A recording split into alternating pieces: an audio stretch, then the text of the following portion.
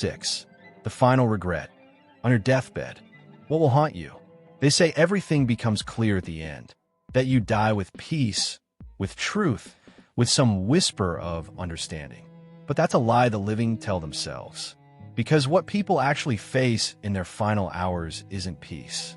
It's a catalog of missed decisions, a collapsing universe of the unspoken, the unfelt, the undone.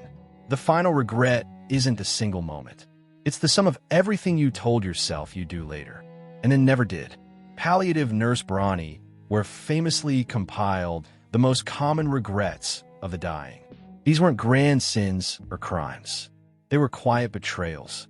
The regret of not living a life true to oneself, of working too hard, of not expressing feelings, of losing touch with friends, of choosing safety over truth. These are the regrets that rot silently in the background of an ordinary life. They don't scream. They accumulate. Neurologically, death is not instant. As the body shuts down, consciousness contracts. But the brain, desperate for coherence, scans the past. In this final neurological scramble, the default mode network, DMN, responsible for self-referential thinking and daydreaming, activates, replaying identity in fragments. Not chronologically, not rationally, but emotionally. Your last moments may be a mosaic of everything you wish you hadn't ignored. And the tragedy is this: your regrets are often not about what you did, but about what you were too afraid to want. You regret not becoming the self you glimpsed only in passing, in dreams you postponed, in risks you talk yourself out of. Regret isn't about loss. It's about cowardice disguised as practicality. And now, there's no time left.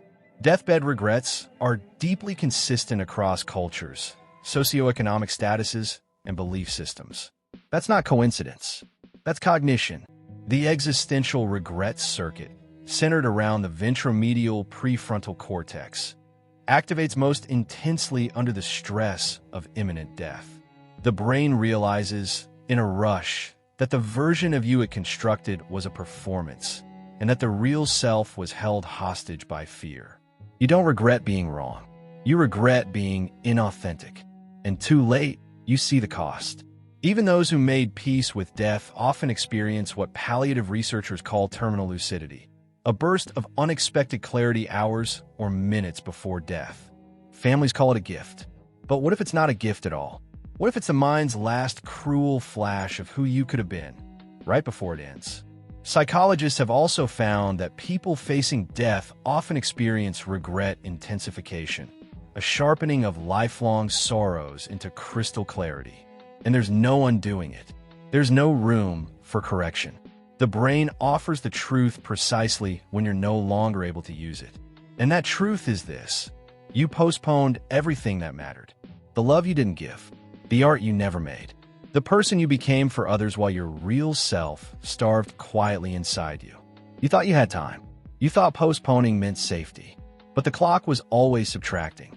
And the self you might have been is now a ghost you cannot touch. So the mind collapses inward, not in peace, not in gratitude, but in the irreversible echo of a life misused. Not because you were bad, but because you were afraid. And now there's no more pretending, no more rationalizing, no more deferring. So answer this. When that moment comes, when it's just you and the silence, will you still recognize the person dying as you? Topic 7. The illusion of choice, the reality of regret. You think you chose this life, the job you took, the person you love.